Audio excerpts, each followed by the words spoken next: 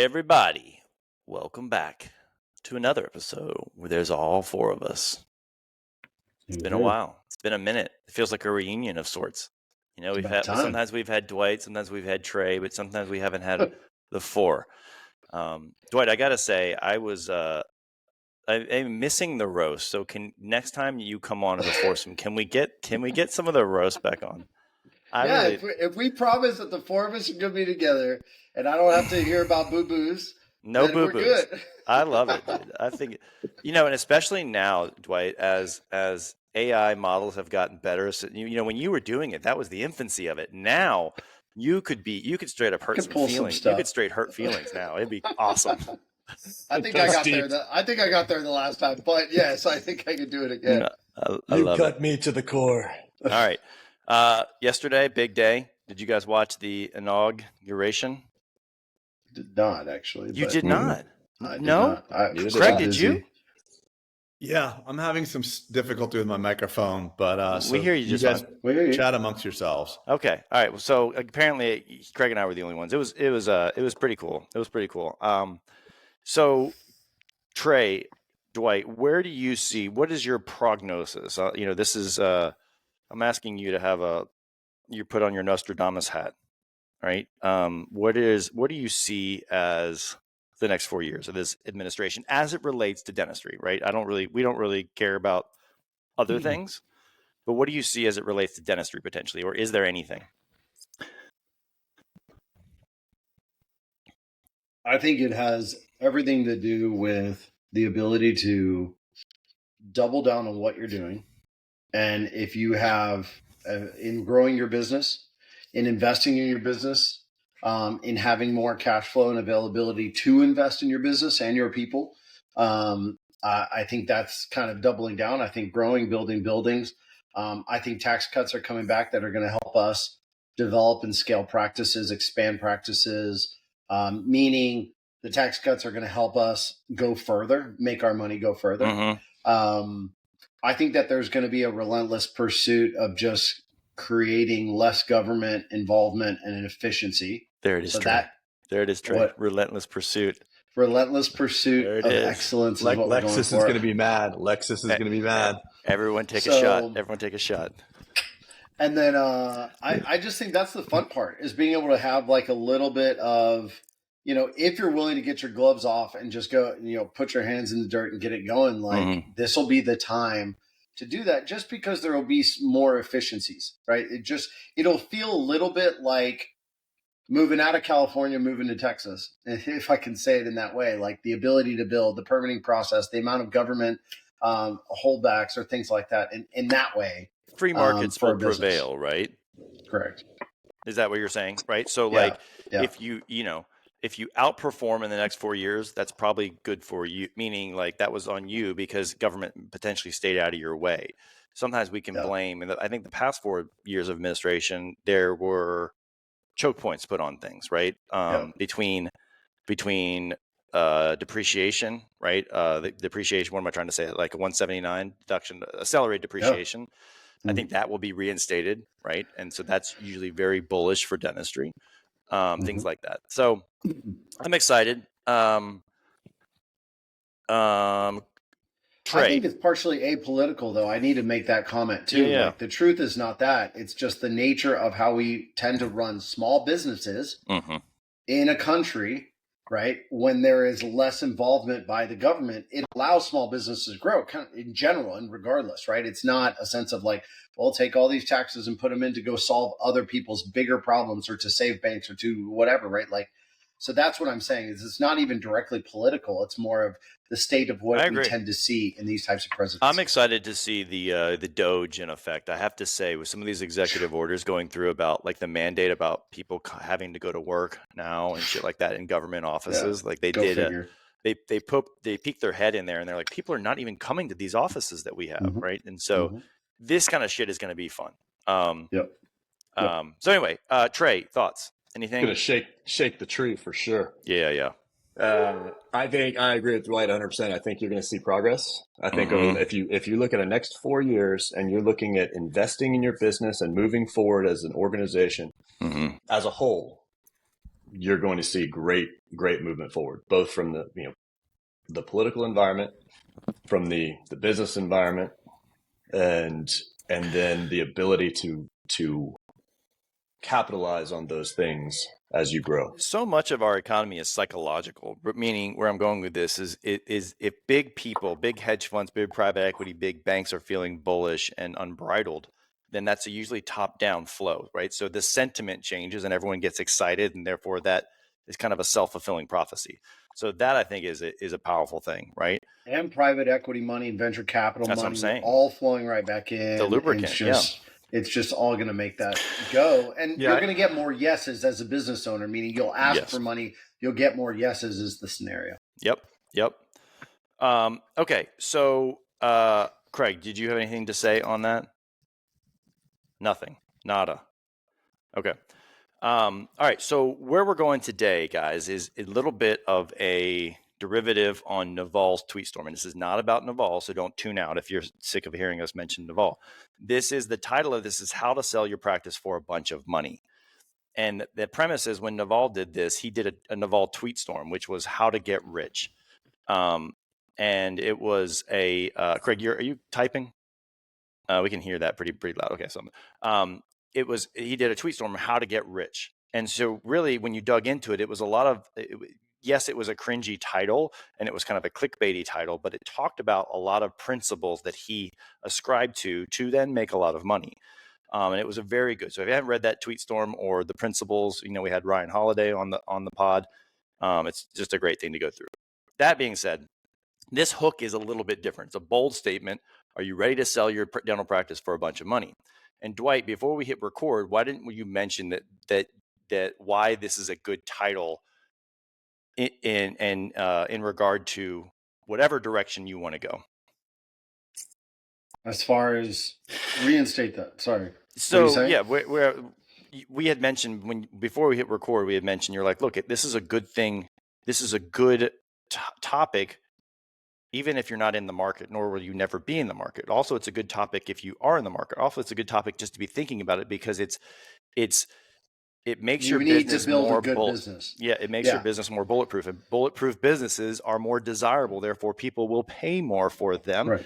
And you may end up opting not wanting to sell at all. Right. That's the whole built to sell model. If you guys haven't read that book, that was a transformative book for me that kind of said, interesting. Okay. So let's go into these. Let's kind of get into the foundation. So I think you can remember this acronym, FORM, which is financials, owner independence, repeatability, and maximizing profits. Right. So the first one we're going to talk about is the financials. And so a lot of times what we see is, you guys tell me, what do you think is the bare ass minimum for a good set of financials, right? How long will someone do a look back on your financials? First off, 3 years. 3 years. Okay, 3 years.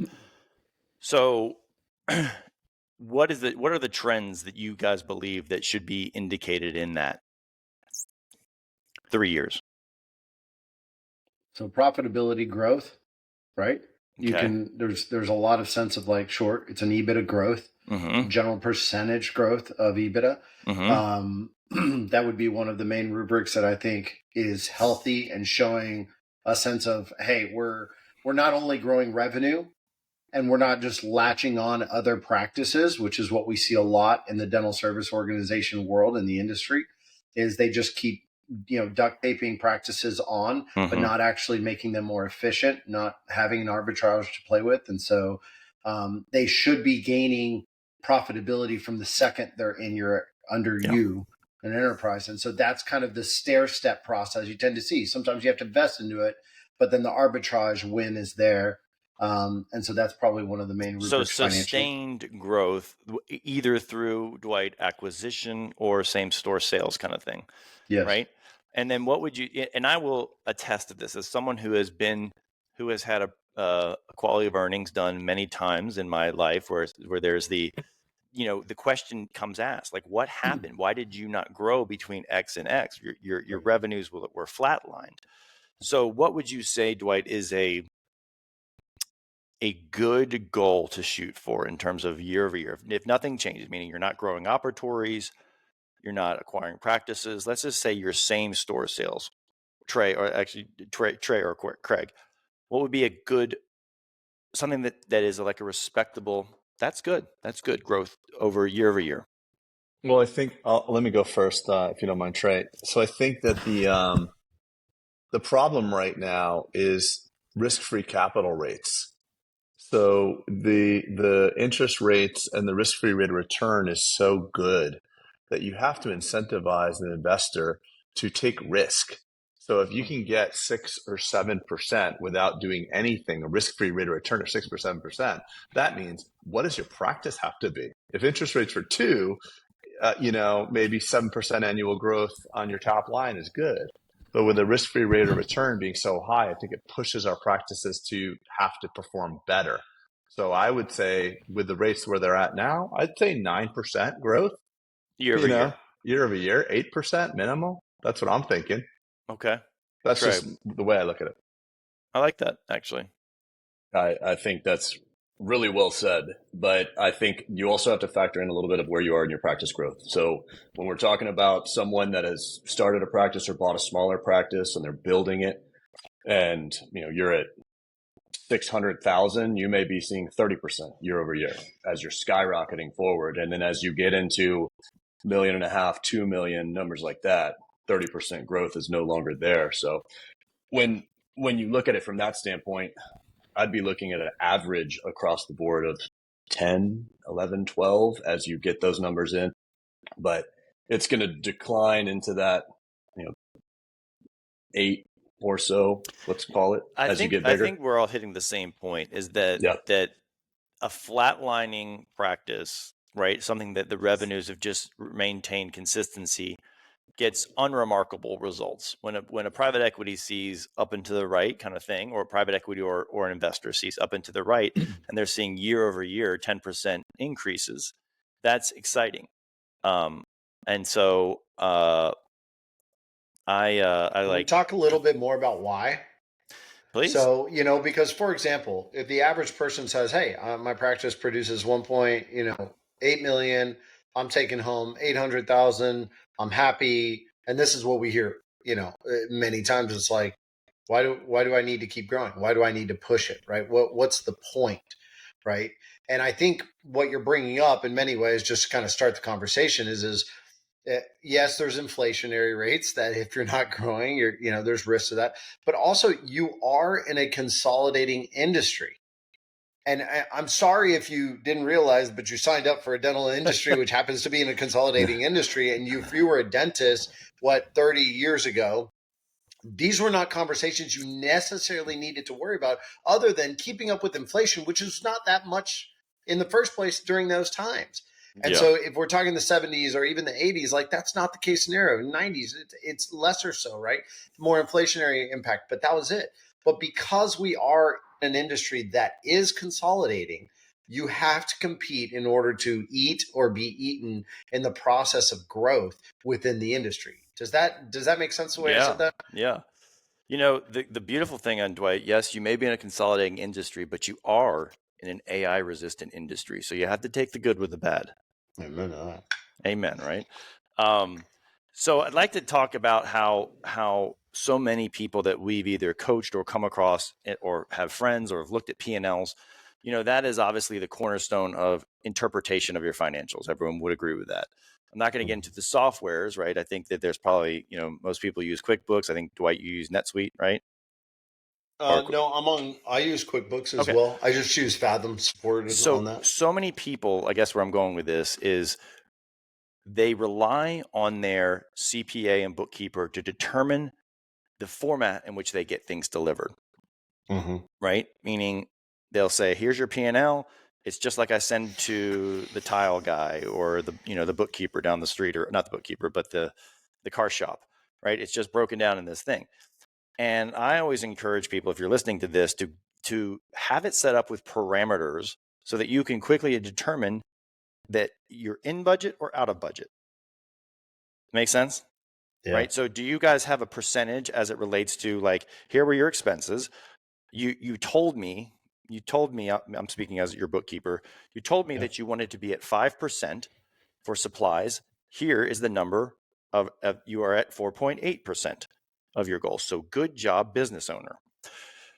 What I see probably 95% of the time is someone will say, hey, can you look at my P&L? And things are a little bit all over the place. So of course they have a hard time interpreting things, right? And they don't know were they a good dog or bad dog?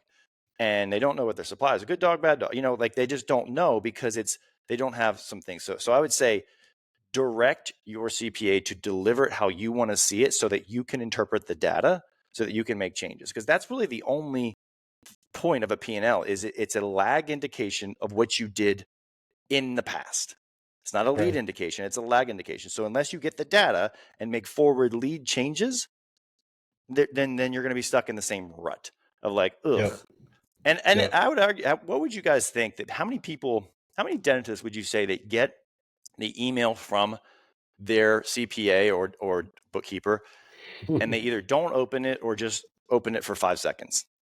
Trey, what would you say? I'm not throwing shade. All of them? Okay. I mean, I really not. But we went down this road on how many when we had the financial podcast, and the reality is it is the vast majority of people. It's a huge percentage. And is that like head in the sand? I don't want to do it. Head in the sand. I don't understand it. Or head in the sand. I don't give a shit. Like obviously they give a shit. So like it's a little bit of all three, but I think it's more so number two.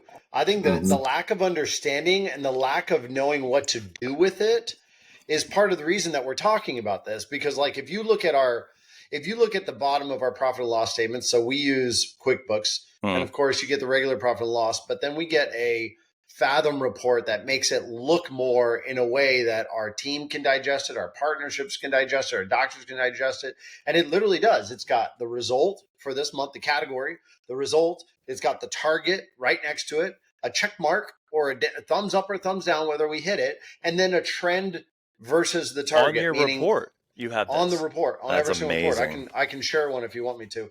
But like, I think that's the mindset, is that I've had people come and tell me on a team, an office manager say, there are a couple people I want to increase their pay, but I noticed that, the department I want to increase, which happens to be the admin department, happens to be super close to the cap of 8% on that. And we're consistently there and we're on trend there. So I have to increase the bonuses, the tiers for the bonuses, so that the total revenue goes up in order to open it. But that's because they made it easy, right? Like if they can't see it, they can't understand it. And honestly, the doctor doesn't either. And the owner doesn't. That's visualization. And I think if you can take the data, and look at a spreadsheet on Excel or Sheets that is just numbers straight down, that is not something that's digestible. Put color to it, put some bar graphs, some pie charts, thumbs up, thumbs down. I was just thinking that, Trey, that would be the holy grail almost, for like the simple holy grail. Hey, when you send this, can you highlight the columns green or red or yellow, please? Like yellow, we were right at the goal. Green, we exceeded my budget. And red, do some work. Like that right there would be, you want to be a busy CPA? Do shit like that. I'll show that alone. Just that color gradient. Well, that alone tells people, hitting on something. Hey, this is something that you can do. I think you guys are hitting on something here. And it's, if we look at our audience specifically, I would bet, actually, I'm going to kind of say it. I'm going to ask you guys, what percentage of our listeners are dentists that are currently providing clinical dentistry that aspire to be dental entrepreneurs versus people like ourselves who have exited the chair, who are entrepreneurs? What percentage of each one of you, if you don't mind, what is the mix? Are you defining dental entrepreneur as exiting the chair? Yeah, because what I think is, I think most dentists, you're asking why they not want to do it. I think most dentists that are listening to this on their way home from work are freaking exhausted. They are just completely fried. They're surviving. They're dealing with a whole bunch of stuff going on. And at 5:15, after putting away their handpiece and cleaning up and saying goodbye to Sally, it's just like, holy shit, just get me home. They're working really hard. They're probably in the life cycle that we were in, where we're doing full-time dentistry and full-time entrepreneurship. We had 2 different jobs, and we're trying to build the business while working in it at the same time. That's what I think our avatar is. What do you guys think? I think you're right there, Craig. I think the chasm, right? That space in between is the hardest It is. point. And that's right? when you're reaching out for content like this. Yes. You're going through it, you're like, this is never going to happen. Let me listen to these guys because they obviously went through what I went through. Unfortunately, and I have to say, right, this is a snow comment, walking snow both ways uphill kind of thing. But unfortunately, like when your dentistry is over, you've got 3 or 4 more hours to do that day, as in this phase that you were talking about, Craig. And it's like, well, I have kids and I have this. I'm like, yeah, but they're going to go to sleep at 8 o'clock, and so you've got 3 more hours of working on your business. And it sucks to say that because, like, if you're exhausted, Craig, if you're exhausted, like, and you have nothing left in the tank to work on it, then if your input doesn't change, then nothing's going to change the business that you're operating. And what did we all do when we were in the stage at first? Just try to do more clinical dentistry. Mm-hmm. So it's like, okay, so it's not working. My associate's a jackass. I'm redoing his work or her work. Mm-hmm. Let me just work a couple Saturdays. So now you're further down the cycle. So now we're here talking about these quality, like, recurring revenue and revenue cycle management and P&Ls. It's like, holy shit, I'm just trying to like deal with the fires today. So yeah, but I think people get to kind of label that mindset, Craig, that you're bringing up, which I agree with 100%, is you do that. We're doers, we're technicians. So Right. Dentists get lost in the fact that, hey, I'll be fine as long as I'm sitting at the chair, right, head down doing I'll dentistry. produce my way out of You this keep problem. going, you add that Saturday or you add whatever, and then you realize you have that break of there's got to be a better way. And that's the mindset, that one thing you tell yourself that leads you to a podcast like this, or a group like Bulletproof, or mentors seeking it out, things that tell you there's something beyond this. And once you see it, now you can aspire to it.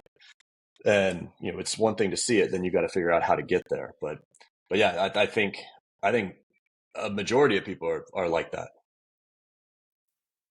Dwight, what do you say? I think the topic that we're bringing up, which is something worth value, is I would say less than 10% of the actual industry is interested in the full entrepreneurial offloading.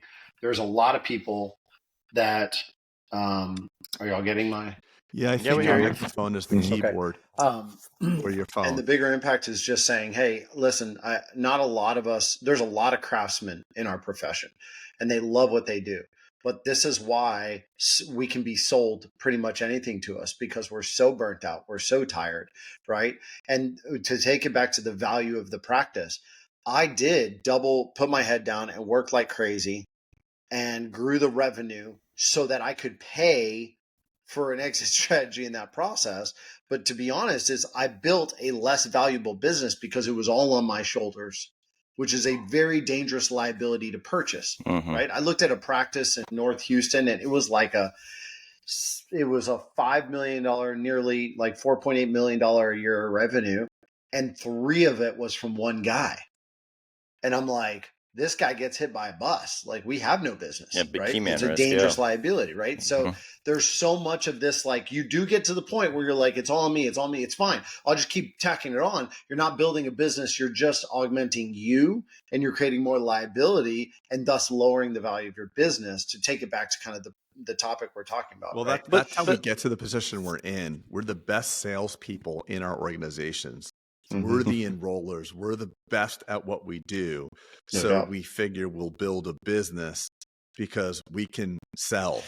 And in order to grow an associate, you have to sell not just for yourself, but for him or her now too. Totally. So you're triage. We call it triaging. And now you're doing, yes, you're making more work, but you're triaging for him and redoing his or her work. And then there's 2 problems and they call you as the owner. I mean, it gets a lot worse. I think.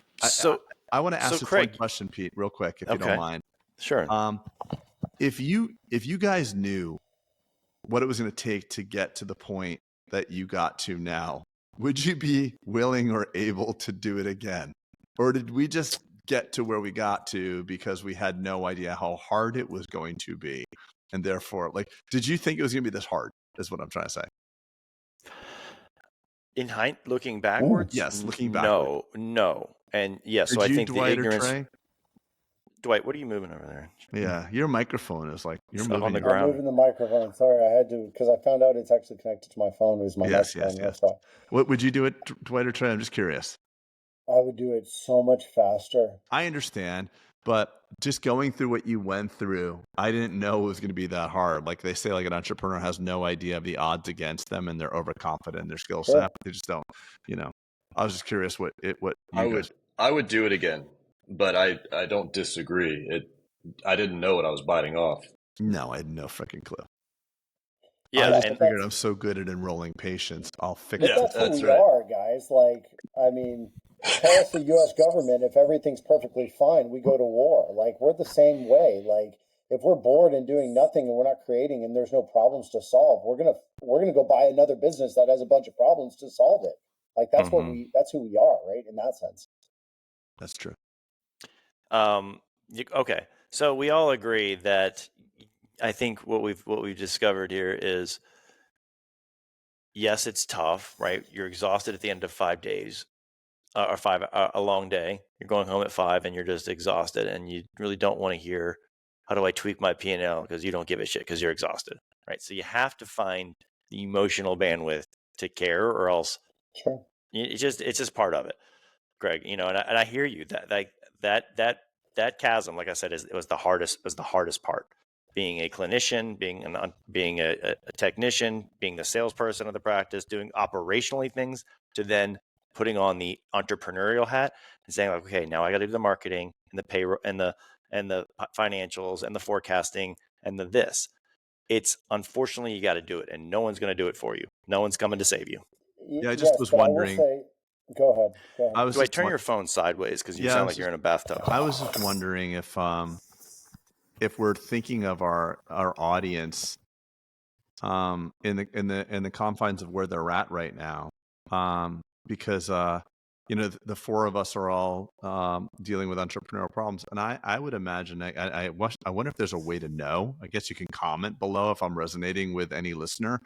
If you're in the throes of trying to work as hard and as good as possible as a dentist, but you aspire to grow your business, but right now you're doing two distinct jobs. You're dentist primarily, and 5 p.m. onward, for as long as you have the intestinal fortitude or bandwidth or family allowance to do working on the business as an entrepreneur after hours. You're moonlighting as an entrepreneur. If that's you, I'd love you to drop a comment like, that's me, because that's most likely what I imagine why you'd be listening to this. If you're already at your 50th, DSO, I don't know. I mean, 50th location, it might be a different level for you. I just don't know. I was just curious where we're, what. So are you saying this message is landing on the people that hear us, right? Or are you saying? Yeah, I was just answering your earlier question, like, why do you think most people don't do it? Or don't open their P&L, you're saying? Yeah, they Yeah. don't. I just think it's exhausting. Our listeners, like, damn it. I mean, or exhaustion, or I will say a little bit of shame in that I should know how to read this. I'm a doctor, right? Or you don't want to look at it. You don't want to look at it. Sometimes I've looked at my reports sometimes, like with one eye at the bottom line. Or your eye goes immediately to the bottom line. What was my net, right? You don't care about anything else. How many of us have felt good walking into a financial conversation about our practice or our businesses, only to be completely humbled? Oh, say, yeah. Oh, damn. I was feeling really good, and there was that mistake in that ERC money is profit, and that's not really profit. That was, or whatever it is, and you just, so you learn to not be emotional about your business. I feel great. The numbers tell me I should not feel great, or I feel poorly about my business, and the numbers are reassuring me. Yeah. We go from people with a feeling about our businesses. All right, let's answer this then. Yes. How many people do you know that grew entrepreneurial businesses didn't really care about their P&L? There was always somebody there. Dentist wise. No, I know those people. It's like a Steve Wozniak or Wozniak Jobs. So it's an outlier. That's an outlier. Yeah. So it is, if you have to do the things that the entrepreneurial things that are going to take you out of that chasm, right? That break. You have to act as if kind of thing. And so it's undeniable that you need good records so that you can, or good reports and good P&Ls of a foundation of the value of the practice, so that you're trending to the right, so that you're valuable in the eyes of whoever is looking, whether that's you or someone else. We all agree. You have to establish that. And you don't have to get that education from Bulletproof. I promise you, get on YouTube and say, explain me a P&L, or get on ChatGPT, upload your financials and say, hey, talk me through this like I'm an idiot, or I'm a 5-year-old, or I'm an expert, or I'm a doctor, whatever you want to say. You can't ask stupid questions when it comes to stuff like that. Upload your document, and if you need education, say, hey, since I don't understand this, what should I be getting education on? Literally use it like this.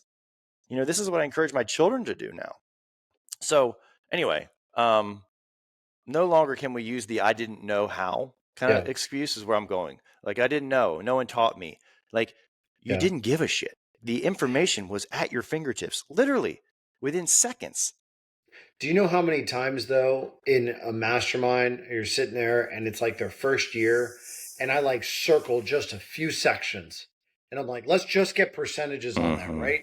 Like, I don't actually think we're telling you, you've got to go to Economics 101 and understand financial process and go get a finance degree. That is not what we're saying. What we're saying is find an availability to be able to say, like in the mastermind, where many times we sit down and we're like, just get the percentages on there, get the trends, get the differences. And now you understand it a little more. And now you'll probably peek at it a little bit more because you're not so scared of all these jumble of numbers that don't understand anything. And your gut tells you, we didn't have a good month last month because I know I didn't turn the burr as many times as I normally do. And I just don't want to double down on talking about negativity. Like, no, that's not the point. Is you got to know that you're on trend and growing. Because how many times have I gotten to the end of my year and I was like, that wasn't a great year. And then I go back to my annual plan and I look at everything we tracked and I'm like, oh my God, we did so much. Yep. We did so much better. I don't even remember what happened at the beginning of the year, what happened last year. So I just know Dwight, how poorly I feel like I might have done in the last quarter of this current year or something like that. So tracking it just moves your entrepreneurial journey further, and just picking a few things as you go along. Yeah, if it's overwhelming, right? Like, use the elephant, bite the elephant one bite at a time. There's only a few things that you actually can move the needle on in your P&L, meaning most things are fixed. And so there's like 5 or 6 key things that you should be able to focus on and have that percentage reported to you. Take action on those, right? Take action. Here's what I'm going to solve this week. I'm going to figure out why the hell our payroll costs are way too much money relative to what they've advocated I should have on my P&L. Let's figure it out. No doubt. Right? Take one thing. Don't take all of them. Take one fucking thing. Follow up to that. Pick the low-hanging fruit. Yeah, get some momentum, Trey. There are a lot of things on your P&L that are able to be addressed, and you can move the needle, but it's really hard to do so, or the juice isn't worth the squeeze. Yeah, I picked the hardest one. Is that what you're trying to say? Yeah, don't pick the hardest one. Pick the easy one. And if you don't know, call us. Yeah, and right. We'll point out with the easy one. Come to the summit. We'll tell you at the summit. Just come. There you go. Right. But I think that's really important to say. And to that note, I think the number of times in particular, because we are in a consolidating industry, like people will come and ask me and they're like, I'm talking to my CPA and I need them to calculate my EBITDA better. And I was like, well, pull up your profit and loss statement and let's go over that. And they don't even know what the profit and loss statement, but they want to know their EBITDA. And I'm like, it's because it's like this comment that you're like, oh, I need a good EBITDA in order to sell my business. Like, no, know your basic numbers. Understand you're growing. Most CPAs cannot calculate an EBITDA, but let's not even go there, for sure. Right? That's for shit sure. All right, so we're moving on with this analogy. With this the form. What am I trying to say, guys? Acronym. Thank you. All right, we're moving on. So now so we just did financials. We're going into owner independent, Craig, which brings up something, or I think maybe Dwight, you were talking about the key man risk.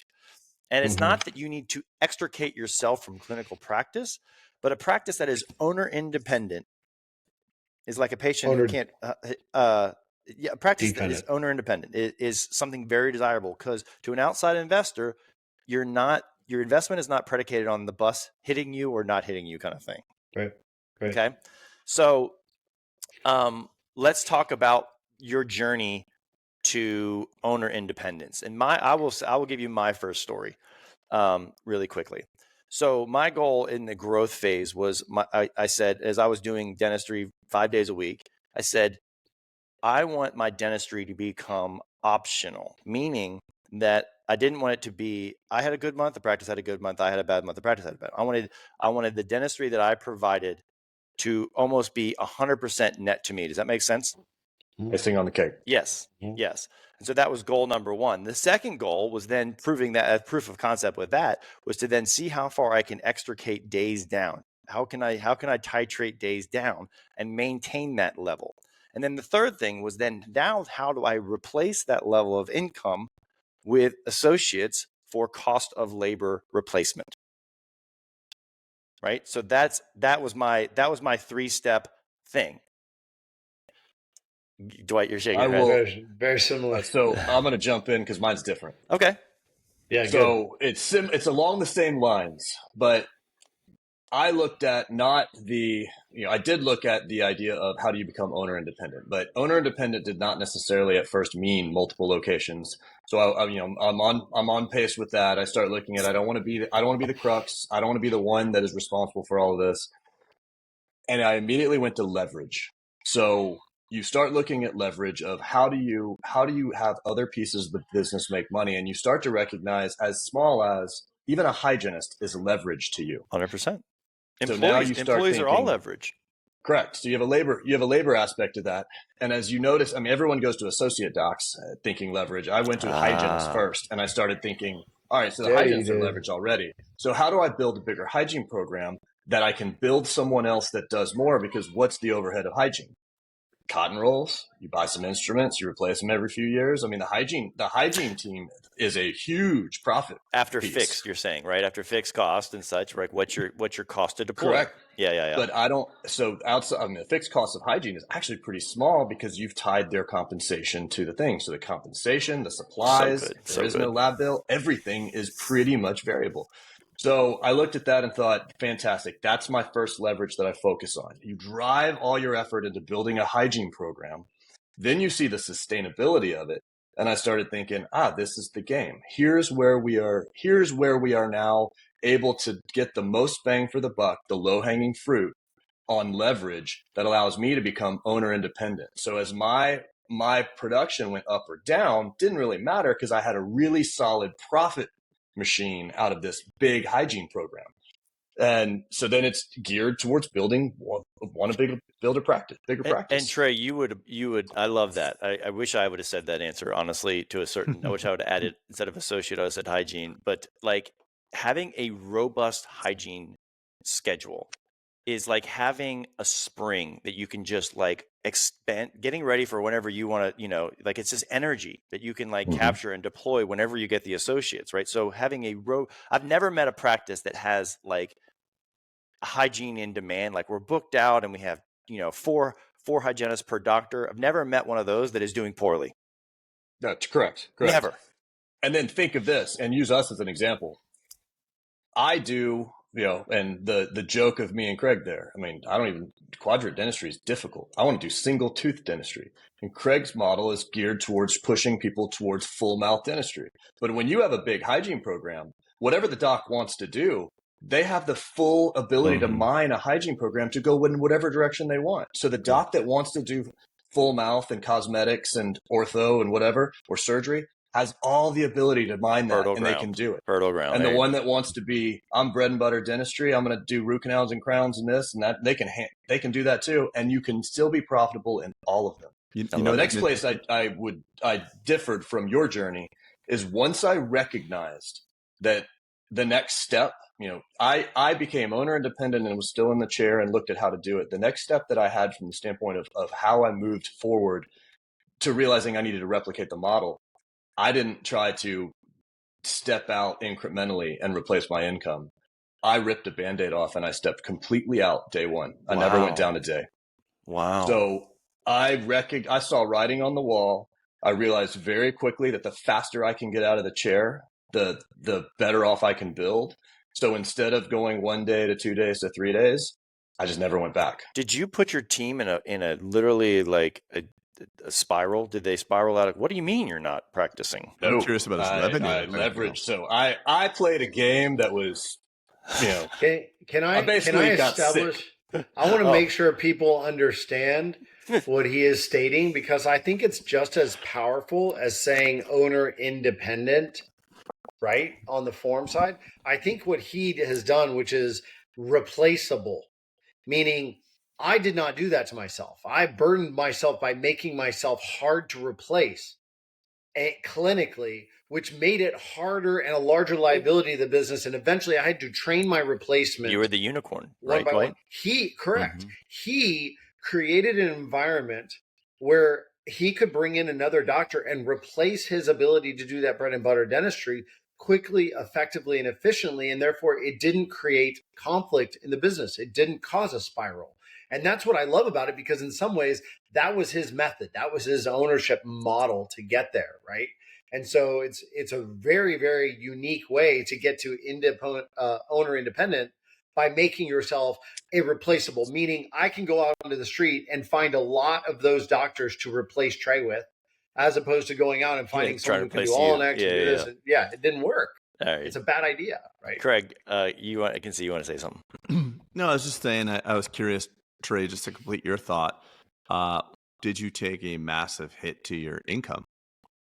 No, but I have one caveat to that, is that on the front end of my career, I was investing so much money back into the business that I really wasn't paying myself very much to begin with. Okay, got it. So my income stayed level and then increased, but it was always lower. Just let me ask you a personal question. Right before, when you were working the 4 days a week and right before you pulled the plug, what were you paying yourself? Whatever the profits were.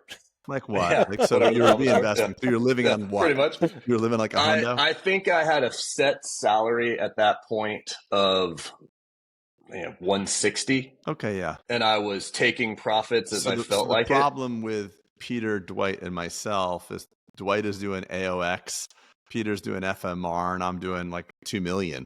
So we're used to getting 27 to 30% of $2 million. So we're jumping out of a faster moving car. You were on a moped and you jumped off. Which is why he was able to do it earlier, though, is his point, except right? for that was just that's my salary. I was taking more. Like you had a but I didn't have to replace production like y'all did. No, I for know. Sure. So I deal with a lot of dentists that want to ask me a question like, hey, my ultimate goal is to build a scalable model and open up multiple locations.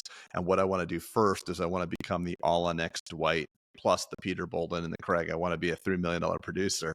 I'm like, there's a common thread in like the big DSO guys that I know, like the Sulman Ahmed and others that have gone in his pathway. They were, most of them that I know, and this is anecdotal, were not the $3, $4, $5 million producer.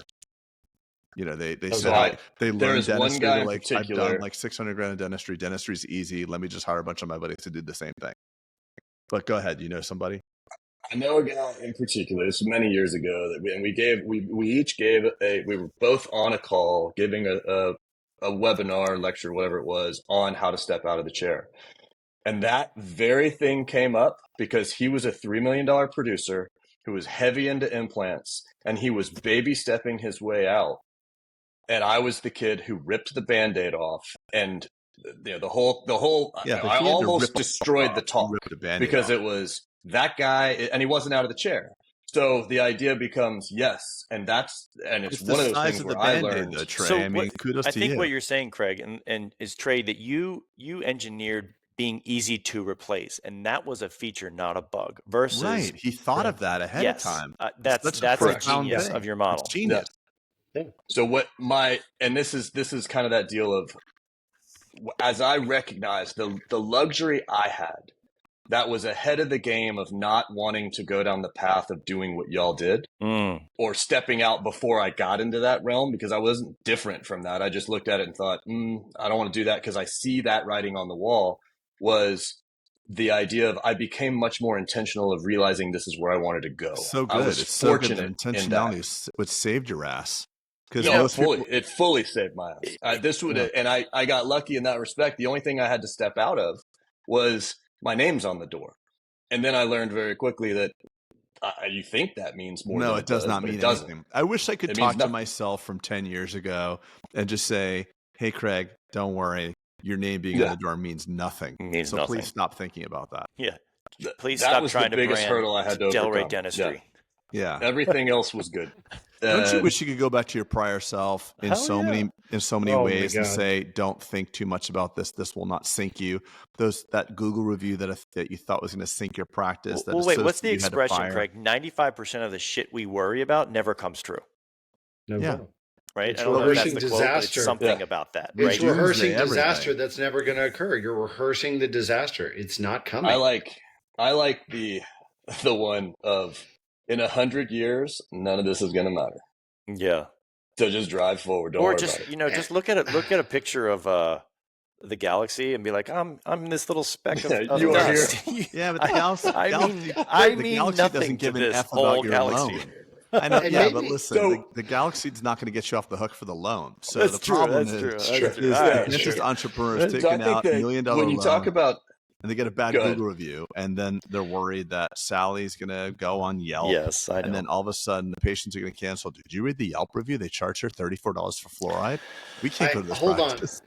The only issue that I ever have with going back in the past and changing anything, though, is all those things are what drove us Mhm. to Right like here. your customer service, Craig, was like 10x better the week after you got that bad review because it bothered you so much Yeah, I that did then you something about double it. down on talking to the team and talking to this and doing that. And half the reason that we overthink stuff is because it's forcing us to move us down the road. It was the And blessing, so not the curse, that right? was the Dwight? blessing. Yeah. Yeah. So good. So So- good. I would say wrapping up the ownership piece of this though is whether it's multiple practices and you want to scale it beyond yours and duplicate and replicate, or you want to be, and you can still be the apex predator of your environment and you can produce 2 million and 3 million. And that's something to be very proud of. You can do all those things. You have to be intentional in what you're trying to design. And if you are trying to step out and own 50 practices, that is not a good idea. But if you're going to own one and you love dentistry and you don't want to give it up, which I think the vast majority of docs do not, Agreed. it's do that because that's what keeps it interesting. That's what keeps it challenging and fun for a career for 30 years. But when everything's not predicated on you and you love doing dentistry, Correct. It's a different ride to work. No, I'm guessing. you can still build ownership beyond that. Totally.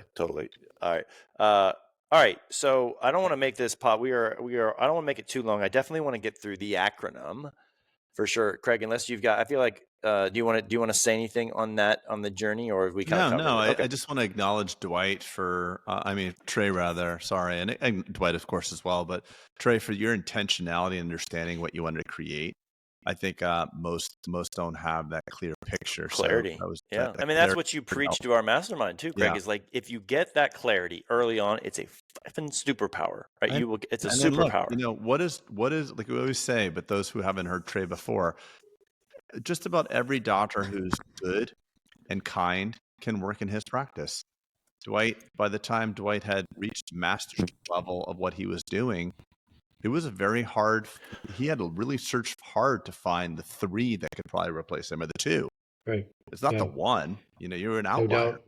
And more importantly, I created a business around supporting me, Right. which, by the way, are not the people that are useful to support the others. So, Right. I think All right, I think so- our come up was very similar, Dwight. Yeah, I think yeah. Mine as like, well. let me see how many fellowships I can get, because that will make me more desirable, right? that justified my Yeah, that's business right. uptake. Yeah, my expansion. All right. I'm gonna get 4. 4's not good enough. Yeah, I'll $100,000 assistant because I produced 3 million. Right. So yeah, it's worth it if she can No do a doubt. lot. She's like No a second me. And she walks on water, and the team hates her. Sure. A good test, and we'll close the O of form, is what happens when you go on vacation. And if you think you have an owner independent thing, try going on vacation for 2 weeks to a month. I know that's a long time, but it is a very good litmus test of what happens when you're gone. And if you're getting a call every 4 hours while you're on quote unquote vacation, maybe you're just taking a sabbatical kind of thing. But if you're getting calls and emails and all this stuff, and then you get back and revenues are not good, there's a little bit more work to do. Right. Mhm. So this is a no good doubt. test, and it's a good, when you can, Craig probably could go to Europe for 6 months and it might do better. Right. And I say that I say that as a compliment to Respect. him. Right. With Respect. respect. Yeah. Right. Yeah. All right. So number 3, number 3, the R in form is repeatability. And I think we are all big advocates of this. So it's not having these fluctuations where you have an amazing month and a terrible month. And I'm not saying normalize your months, but what you want is being able to demonstrate a clear pipeline for new patients, right? A clear pipeline to enroll those patients, and then a clear pipeline to reactivate or make sure that they stay in your ecosystem is a big part. So it's this is to me why private equity, dentistry used to be the darling of private equity. Now it's plumbers and HVAC temporarily because they are the most AI resistant, right? So I have to remind people on Twitter. By the way, I have to remind people on Twitter. Yes, I have, Craig. Yeah, go ahead. It's like these, because Elon was right next to Barron at the inauguration. Elon is going full out, like smiling at the camera. Barron's super stoic, and like you see, like Elon's like the private equity guy who finds the HVAC contractor who has a fax machine. And then Barron's the HVAC guy. It's like, it's the darling that if you have an HVAC or plumbing company, and even the slightest bit of tech, like you have a text message confirmation system, like you are going to get like a 12x. At least 12 minimum. 12 minimum. It's hilarious. It is like, so wait, you're a freaking plumber true. and you text your customers? Oh my God, you're amazing. Yeah. Yeah, it's a minimal tech stack necessary to run that business. There's no tech stack. Fax machine is the tech stack. I gotta say, I have put my kids in a freaking tailspin about what they want to do with their life. I'm like, nope, that's gonna get disrupted. Nope, terrible idea. Nope. So funny you said that. I literally was with Gavin. He's like, Dad, what do you think? I'm like, be a plumber. Yeah. He's like, don't mess with me, Dad. I said, listen, ChatGPT, what is the forecast for plumbers? And talking about the massive shortage. I'm like, you're going to go to be plumber. I'm going to buy you a Porsche with the difference of what I could have sent you to go to undergraduate. And it's going to have plumbing on the side. Yeah. Your plumbing Porsche. Yeah, bulletproof plumbing. It's so funny. My kids are in a tailspin. They used to want to do all these things. I was like, that's stupid now. Don't do that. I know. I had the same conversation with Gavin. He was like, couldn't understand how I wanted him to be a plumber. Oh my God, this is amazing. All right. So the repeatability. Guys, any comments on that? On how you created, we'd all agree that repeatable processes are the most attractive thing to an outside investor, right? I think it goes in line with the owner independent, but like the repeatability is like, what are the systems that create repeatability? And if you don't have that, right, if everything is predicated on you having a good month or bad month or whatever, then that's not repeatable. Right. Also known as scalability, the ability to do something so consistently that if you want to grow it, you can, because you're not having the dips that happen. Do you remember having like one bad month and you like suffered through it for 3 months? We always used to say like one bad month, like there's a cash flow problem for 3 months. It was just like, and it was the impact of like what bad it was. month, like going negative essentially on a P&L, if you will. Correct. Yeah. Correct. Like negative profitability for some reason, like everything went awry, something shut down, whatever it was. And then there were 3 months of cluster. It was like, forget the fact that you weren't paying yourself, but it was just like, okay, this is tight and that's tight and blah, blah. And like, those are the times where you're like, try not to order and whatever. Like, it's just the reality of it. But you tried to shrink your way to profitability.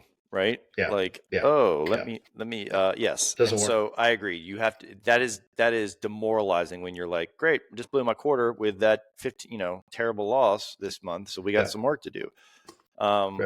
Okay.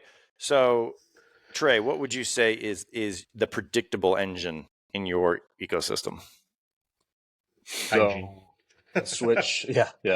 I switched Hygiene, from, you switch from people dependent to system dependent. Yep. And then the mantra, which is on the top of our goals in terms of themes of every year, it never changes. It's standardize and simplify, standardize and simplify. So if I have an opportunity to standardize something, I do it. If I have an opportunity to simplify it, I do it. Mm-hmm. 1 step is better than 2 steps. 2 steps is better than 3 steps. And I'm always fighting to go as simple and easy as possible. I love it. What do you use for systems? Like, let's say I came into your practice and I was like, I need to learn how things are done. How would I do it? So now it's Trainual. Oh, you have Trainual. Okay. Yep. Amazing.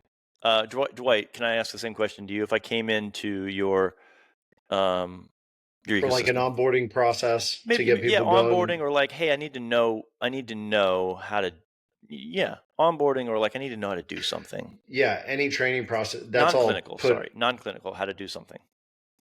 Yeah, that would be on our Paycom system, which is Paycom. our payroll, our benefits, our onboarding, our HR, our compliance system.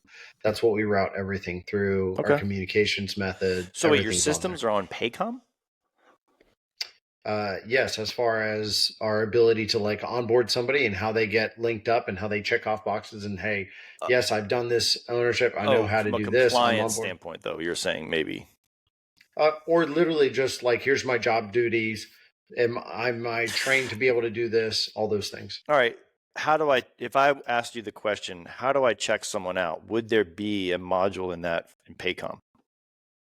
There's a module. Not all of them are built out. That one is built out. And it comes off of our operations manual. So most companies will have an Manual. operations manual. Okay. We've just digitized our manual. That's really all we've done. Perfect. Yeah.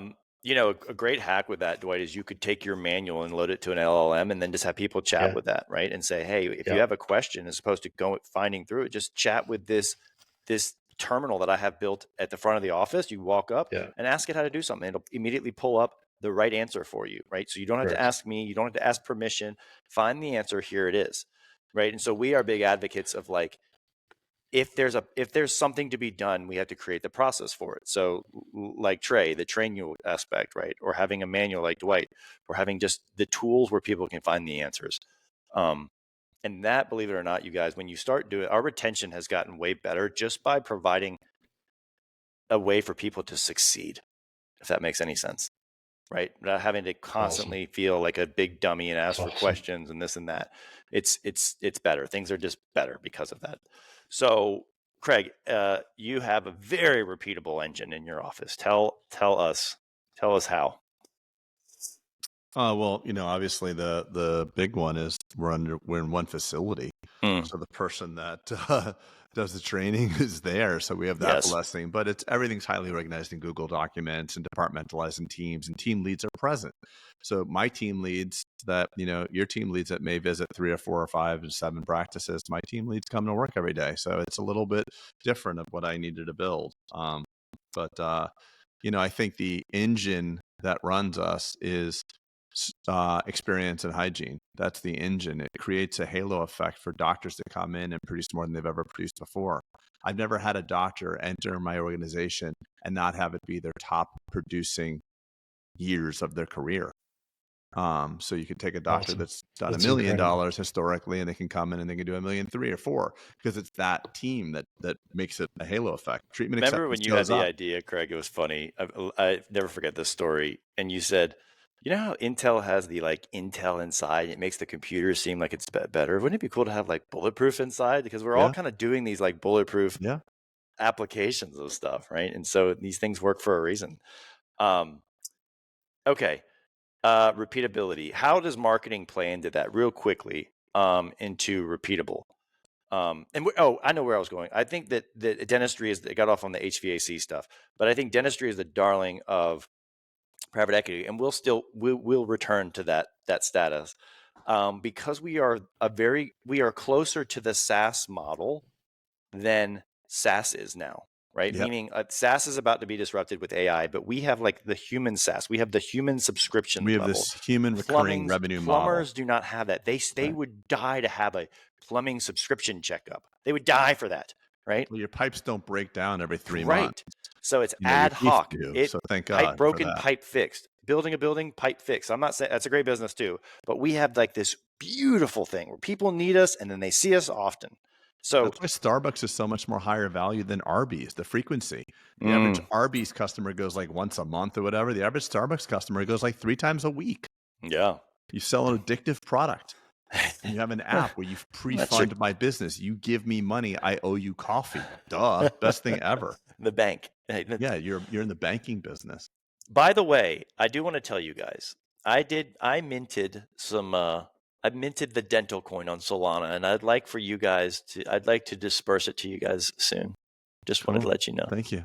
Yeah. I mean, if Trump can do it, if Trump can launch the Trump coin, I was like, I better be the first adopter and the first mover advantage to get get hashtag $dental. So I have the dental on Solana, and You're I will be grifting sure. right Good to now. know. No, Of course I'm you do. not. No, you You're can't buy grifting. it. You can't buy it. I'm not selling Oh, it. well, shit. Monetize that. No. We all will. It gets an ecosystem. We're creating an ecosystem. Hey, are we done? Or are we still No. doing We M? got one more. Because I need your help with something, Pete. Can I just do a quick segue? Sure. So you've built. You're probably the only guy I know that I should have called before I did this. So I know how to drive a tractor. I know you do too. Mhm. But I didn't know that when you build a dirt bike jump, you need a landing. I didn't know this area of the backside of the ramp. So you built a wedge? I built a wedge, and that's what happened to my son. Jesus, dude, what? Oh my God, he bottomed out, didn't he? Yeah, God. Yeah, so you can't tell. Well, you but learned he it. went flying. He compressed the bike and landed so far away. I get over. I don't know if he's in pain or he's giggling. So I finally get over, and I have PTSD because he's been, biking and ruptured a spleen, and I probably, So this is my own Craig, child, so don't call the DCF. landing ramp Yeah. is a ratio of 3 times the length of the launch ramp. So when I call you on a Saturday, can you pick up? Because this is your fault, is what I'm saying. Yeah.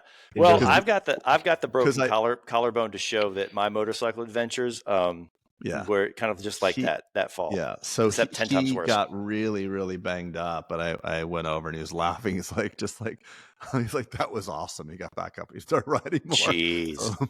Yeah. That's because of his age. Wait, do you have a skid steer?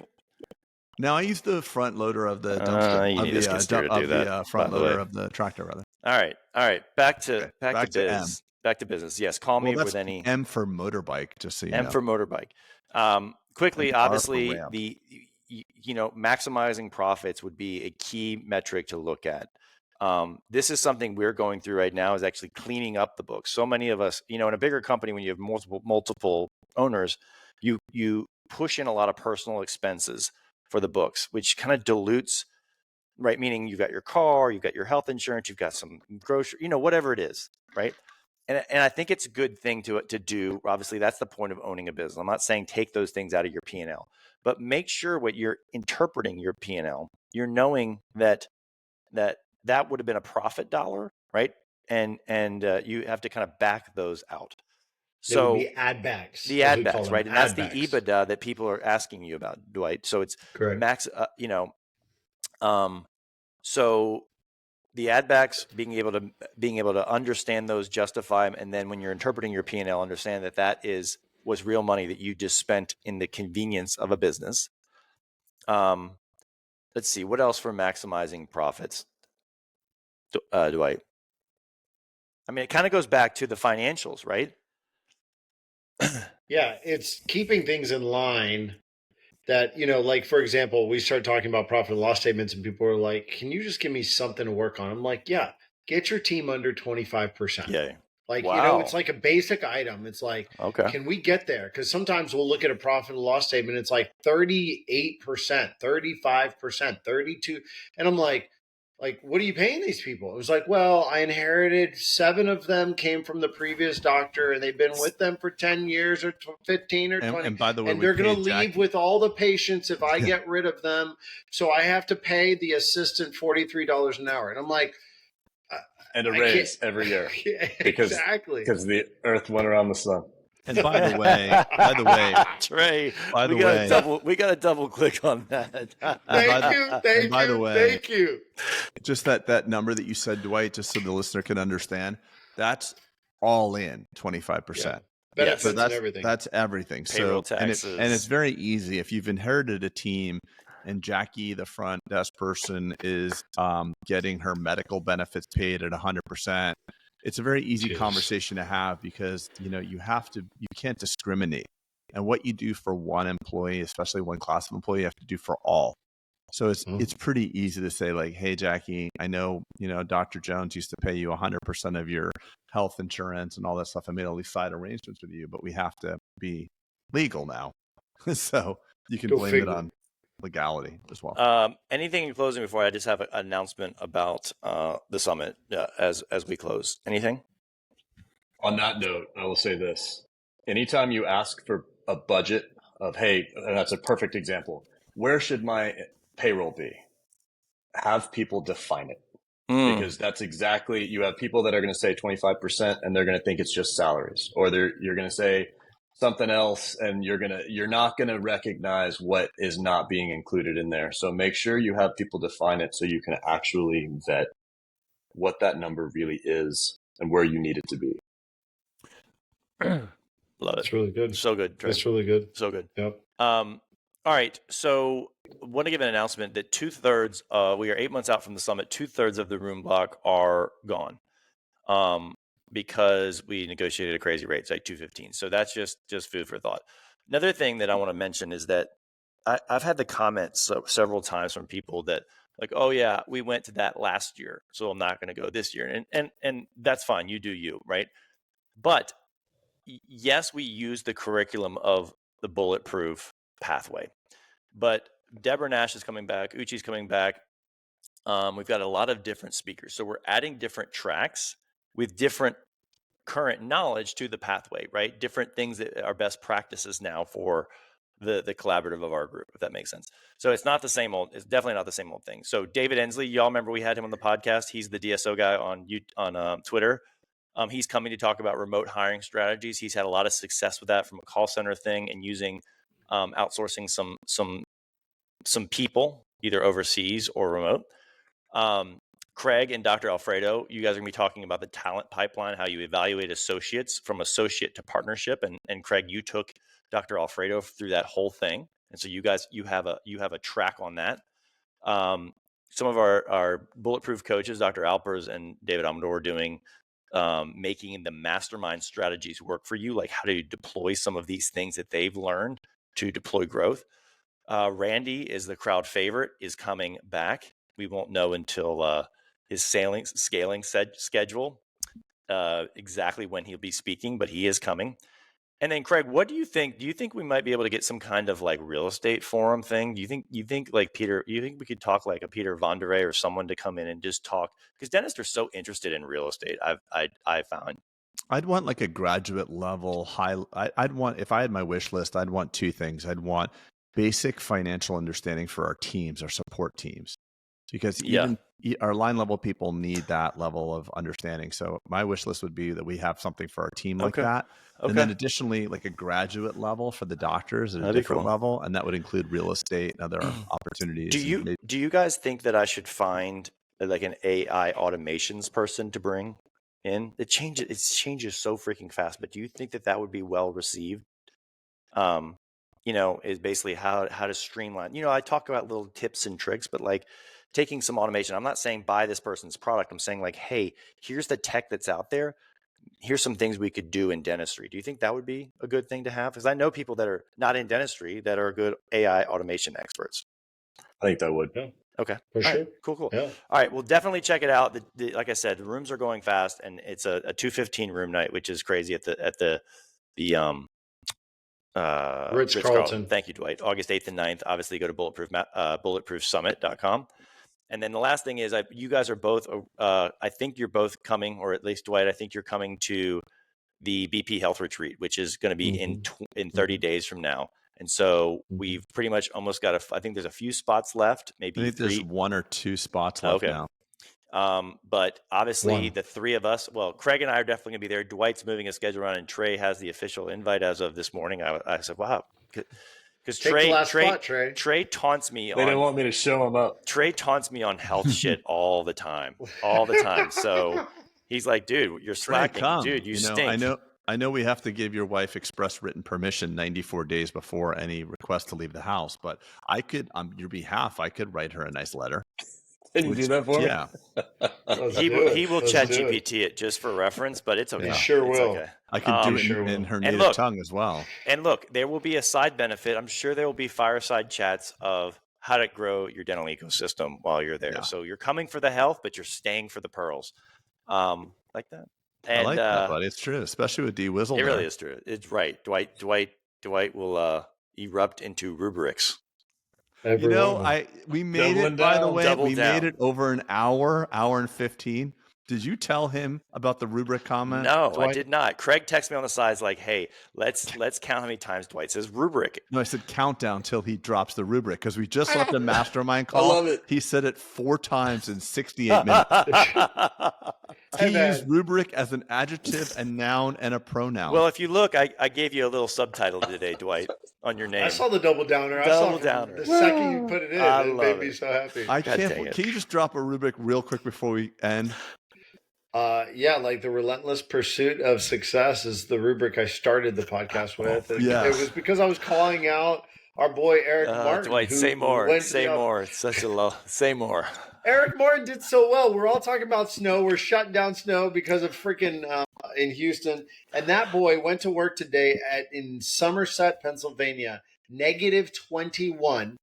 100% of his team was there at 7:30 in the morning for morning huddle, and all 5 of his starting patients were in the chair at 7:45. That is the Like- rubric of success. That is the No. Let me put that No in perspective. excuses. No excuses. Here in Houston, it's 27 degrees. We That's right. ended at 4 to get everybody home safely yesterday, and we have today and tomorrow shut down.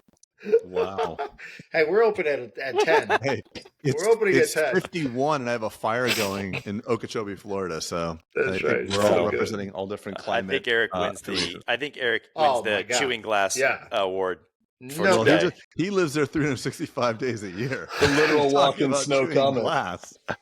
Yeah, dude. He does. At least And he we all probably have- will go we home all have- and study entrepreneurialism, to be honest We with all you, have which is sushi No within doubt. 20 minutes of our house. which is no So, reason yeah. why he's building a giant building, because he's putting in the work. That's So, right. Yeah, That's Eric, right. we love That's you, buddy. right. All right, everybody, that was fun. Sorry it went a little long, and it's always good to have the 4 of us together.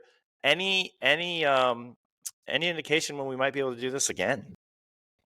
It's very soon, Soon. Have hopefully. to check the rubric mean, of our just schedule. put it on rubric. my- Yeah. We need to check the rubric. Trey, I'm digging hey, by the way, Trey, turn to the side. Better hair. Yeah. Look at that Show it. flow. Let's go. Dude, that's so, you Good look, stuff. Trey, Get sexy. It really is you coming are, in. I'll tell it's you really what, coming I in. mean, just when I thought you couldn't get better looking, there The you go. update's going to be real good. I'm Oh, due wow. for it. Let's see it. I keep delaying it, but You know, Well, clean I up. taunted Trey with, hey, if you really want to be, take your hair. I had a lightning bolt once. You remember that, Craig, when I had that? Oh, on the I side of remember my, that. Talk I about was a like, dude, non-doctor dependent practice. Just get a freaking that was lightning taunting at bolt. its finest that was right taunting there. at its finest. I was like, if Yeah. you really want to be a big dog, go for this. All right, guys, love you. That was fun. We'll see everyone next Yes, time on thank the you. Bulletproof Pod. Thank you. See you guys.